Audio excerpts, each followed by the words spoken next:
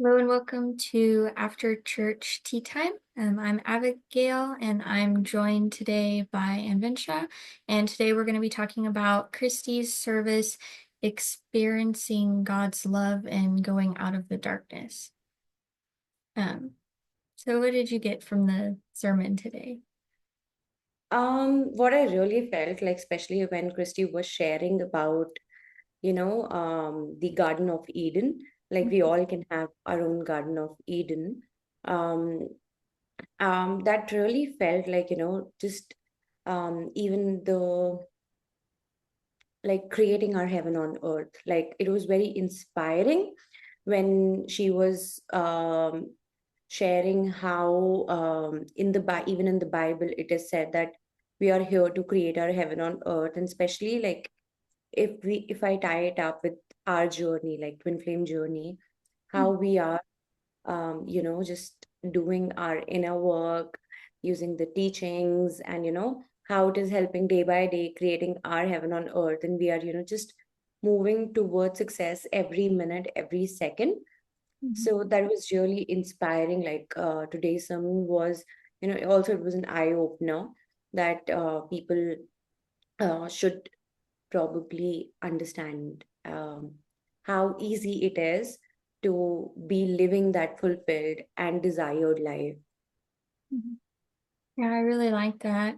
And I also really liked how when she was talking about like with the garden, when Adam and Eve, made the choice, for separation, that she also kind of talked about like God putting a gate kind of up around the garden, like a boundary. Is I feel like sometimes we often don't really think of, we know that God is unconditionally loving, but sometimes there can be kind of that disconnect between boundaries and unconditional love being like exclusive from each other, and kind of like this misconception that unconditional love is just, kind of allowing any and everything to happen. But even God, our creator, has boundaries with his children. He doesn't tolerate separation, but like she also talked about in her sermon today, God is always waiting for us, like with open arms for us to come home. In the moment that we make that choice, He's so happy to welcome us, and He's just right there to help us, walk that path back home. Yeah, yeah. Even then, like, when she was talking about that snake, where that snake through comes through conscious and teaching us conditional love, which, like, of course it's not there. There's nothing called as conditional love. But I feel this is how we also become like, God fearing. That it's like, if we do this, then God is not going to love us. If we do that, like, how deeply ingrained it was, like especially before I started my twin flame journey, like everything I did and that didn't feel good, it made me like, push into that feeling that I did something, will God not love me anymore? I did this, probably doing something, I hurt someone, like me, when I wasn't there for them, like getting more into people pleasing, getting more into this thing, because probably like when the snake is biting, it's more about becoming more of God fearing and conditioning yourself with respect to like all of these belief systems that aren't serving us anymore, and also stopping us from creating our own Garden of Eden. So that was also like, that was truly inspiring and motivating, and like reassuring that what we are doing now, like by prioritizing ourselves and like our relationship with God, and not like, having like a designated time just with God, but also living one life with God, is helping us in bringing that dream, that desire true each and every moment. So that is what my take was. And like when I tie it back with the teachings, and also the teachings that our gurus have brought, it does feel like, that everything is for us, happening for us. So like, on this journey, sometimes we do feel that it's not happening. We get into these zones that it's just not happening, or it's not going to happen. We get into those zones of desperation and all of that. But that is when we need to have that patience, because what we are calling in is our, like, our biggest truth. So having that faith really help us in going deeper. Yeah, and I also kind of like how she talked about like with the serpent when they, made that choice, also the shame, because shame is a really big thing that can kind of keep us from connecting with God again because we can kind of that's ultimately like what fear and ego does is it essentially kind of guides us towards believing that we did something wrong or we made a choice that doesn't feel good anymore and we in a way almost kind of like punish ourselves or are kind of unsure of like what's going on there's kind of like two sides to that with you know feeling like something we did was wrong and then either having the tendency to like punish or blame ourselves or blame the situation, like blame True. the external. Because Yeah, I really like she was talking about with like the foundation of sin being helplessness.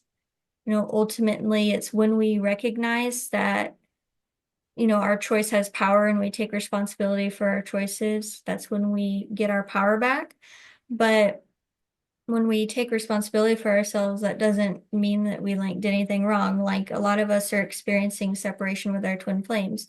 Sure, we know on some level that we made that choice, but that doesn't mean that there's anything wrong with us or that we need to continue doing that. Or, if we're still working through the process and healing our blocks, wherever anybody's at on the journey is, it's okay. And it's okay to come home to God in a way that feels good. yeah, yeah. Like when you were speaking about shame, I had it in my mind, like the one of the core thing that Christy mentioned was about, feeling helpless about certain things in our life, like, oh, we have done that. But that's the biggest lie that we are telling ourselves, that we are helpless, because we are all children of God and we are created powerful. And the moment we start taking that responsibility that, oh, yeah, in the past I may have done that, it starts to change the entire narrative of how we are living our own life and how we probably proceed towards, living a better life, a more fulfilled life, and where God is equally partnering with us in living that life. So, yes, recognizing your power and, like, just clearing ourselves from all of these feelings like shame and blame and all of these, that does really help. Like, and I feel this is like also the foundation of teaching, where we are learning to align with our higher self in our true authentic power. So that is something that does that felt good. Yeah. Yeah. And, I think the other thing that was really cool was, talking about God's reality is, it's the only reality that really exists is God's reality, which is unconditionally loving and ultimately it's heaven. But, our whether or not we experience that reality is a choice and it's a choice that we can always make. But I find it interesting because, I'm sure you've also had conversations with people who either don't believe in God or kind of, one of the main things that I feel a lot of people bring up is, like the suffering and pain in the world. Like, why doesn't God just come down and eliminate all of that? But that's kind of the truth of it is in God's reality, it's not happening. We're just choosing to experience that. And so, it's a matter of just making that new choice and recognizing that suffering and pain aren't necessary. Like on our twin flame journey, we don't need to suffer the whole way to harmonious union. We don't need to constantly be in pain. We don't need pain to be our teacher. I think that's something that Jeff talks about in a class is, choosing love as your teacher instead of pain. Pain is not going to help you move forward. It's just going to make you miserable and increase your suffering, which is not why we're on the journey to begin with. Yeah, like this reminds me, like literally reminds me of my times before starting my twin flame journey. Like, I remember just like my teenage years. when I was like, there is no God. It's just your karmas that, help you live a good life. If you're doing good things will return to you. But like, something happened as such where I stopped believing in God. But, even if we talk to people who are non-believers in God, like we find people who are like believers in God, but they see God in an idol. They see God somewhere outside of them, like, but here we are learning to live one life with God. Mhm. But also in my experience, where I felt that people who say that, yeah, I don't believe in God, like me being one of those people, like in my past, but I had always been like, a believer of like karma, or probably having good intentions. So, even when you're learning to live a life with God, what I've always felt is that you are actually closest to God when your those intentions are pure, and those intentions are towards, good deeds. Like probably, of course, like we take our own time to understand what, like, the difference between actually giving unconditionally versus over giving, or giving from a space of people pleasing to be able to get some benefit. That I feel that the teachings and how Jeff and Sheila have helped us filter down and simplify it in terms of, like, in Twin Flame Ascension School, in terms of understanding what really it is with living like a very loving, God-centered life with having appropriate boundaries, and then that how it manifests into creating your heaven on earth. So that is something, like maybe it creates a differentiation in terms of how I would say that is um, taking the first step towards living that whole and that fulfilled life. Yeah. Yeah. Yeah. I was gonna say something and I kind of lost it. Oh yeah. Yeah, I was gonna say, like, I know from my experience, like I grew up like very religious, and in a very like religious family, and it kind of felt like we were taught that God is kind of like up in the sky, sitting on his throne, like looking down on us. Like you don't really, I feel like it's still kind of a newer thing to really have a relationship with God, like in the way that we're shown in the teachings of union, is like God is an individual that you're living one life with, not he's your creator sitting on a throne that you're trying to please and, have him forgive you for all your sins and stuff. Like it really makes it kind of makes it more like relaxed and peaceful also to know that you can just have that one-on-one relationship with God, and your relationship with him is completely unique to you because it's Yeah. kind of with how he created you. Not just unique, I feel it feels so much lighter in the end. Like, it feels purposeful, it feels meaningful. Like, I know, like, I come from a religious family too. Um, and that was also one of the reason that I became this person who was like a non-believer in God, because I never resonated with the way they were worshiping God. Like, oh yeah, I want money, go to God. I want this, go to God. I want that, go to God. Instead of, like, just using God like as a vending machine, Mm-hmm. that what I want success, I want education, I want this, I want that. Just go, and like morning is going to be the prayer time. So this is the time where we will do this, and before that we have to like completely purify ourselves through holy water, through taking a shower, and then not eating anything, fasting before you do the prayers. And that is when I was like that I felt that you are doing all of this just to, because you feel that you're a good person, and worshiping God will make you feel a good person. But the moment that prayers are done, you're back into your own patterns. That is when you forget like you are a divine child of God. So I feel this is what, like, pushed me, and I feel like, and I was like that if this is what being truthful to God is, that being a different person with God, in front of God, Mm-hmm. and the moment you feel that God is not there with you and you become a different person with different intentions. So if this is how you are with God, then I don't resonate with who God is. So Mhm. like for a long time I believed that, yeah, I'm not a believer of this kind of God. But now that I'm understanding the teachings better, it was the snake God that was putting us into the boundary of conditional love. Like, that, yeah, I'm going to be upset at you for not worshipping me for at this thing and giving me this and donating this and all of that. But now it feels very natural to have that relationship with God. Like, the one thing that, like, when I started with the with I came to Twin Flames Universe and I started with the teachings, and that I was learning, yeah, God is there with me right now. So immediately, even when, because the programming was so deep that God is somebody in heaven and we are here, and you know, and we might not, if we are so bad, we might end up going to hell or heaven, not sure. So immediately when I was talking to God, like you started talking to God, my face used to go up like this, God. And then my heart would remind me, I'm here. So I would come back here from my head going up to coming down. Yeah, yeah, yeah. God is here with me. So that transition took its own time, but it was, now that it's like, just living in every moment with God feels so relaxing, so good, so light.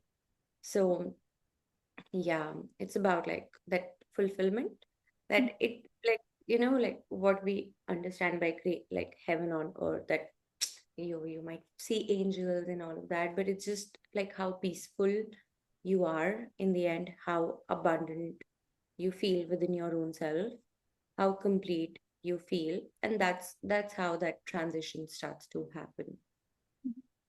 Yeah, and I kind of liked how you're talking about like kind of almost seeing God like a vending machine, like how that was kind of 'cause I resonated a lot with that. Like I feel like I know I've had this problem, I'm sure other people have too, where it's only going to God when there's a problem, kind of like a little kid going and begging their parent for something or screaming and crying because there's a problem, but then not kind of being disconnected from that recognition that when things are going good and we're feeling good, that good feeling is God. Like that is God. And, also recognizing that being in a relationship with God doesn't mean we're constantly like, God, God, God, God, God, all this, it's just really embracing that peace and that love and the good feeling because that's where God is, it's Yeah. that peace and that bliss and that love, unconditional love that you feel in your heart. And, when I feel like really connecting with that during the good times also kind of it almost creates like a little thread the more you get good at it, like a little thread where when you're really upset, you can still find that little piece, almost like that little piece of God. And then you can just start following that and doing the mirror exercise. And then it starts getting bigger and bigger. And then it's like, okay, here's God again. Like he never actually left. It was just I needed to process through like my feelings and my upset and then come back to okay, here is God, he's right here. Yeah, yeah, that's true. And I feel it, we take our own time to process that. Hmm. We take our own time to ground that, because I feel a significant amount of time goes into understanding who is God, Hmm. right? And it's like, who is God? And then how do we have that kind of relationship with God where we are like completely living that one life? Because it's just like, that conflict of what we have learned versus what we are learning, Hmm. and that is like learning to process. But the moment, like, like I remember when I started coaching, that's when once, like in my session with my coach, I was like, I feel so low. There are times I feel good, but there are times that I feel so low. And I was feeling bad about feeling low. Like that is when I don't have God. But that's when my coach was like, that's actually the best time to be with God, because Mhm. you will be able to, like, that's when you're vulnerable and you'll be able to feel God and build that relationship more with God, Mhm. right? And that's when I actually started doing that. And because it was good. So yeah, God is giving me all the results, or all the good things God is now giving me. But Mhm. when there's bad thing happening, God, where are you? God, why did you do this to me? Why did you bring me on this journey? All now you show up through my twin flame. And that is when that connection started to build. It was like, no, God is like good. God is beautiful. God loves me, and God loves me unconditionally. God does not differentiate between his children. So, you Mhm. know, that it took its own time and its process. But as you go deeper and deeper in your relationship with God, like, yeah, of course, nothing can unfold overnight. Like, you start, and next day you feel like you're going to have like a full-fledged relationship with God. Like, it's always there from God's end, but we take Mhm. our own time to be able to, like, reveal it step by step, day by day. Yeah, and that's kind of like the eternal question, isn't it? Who is God?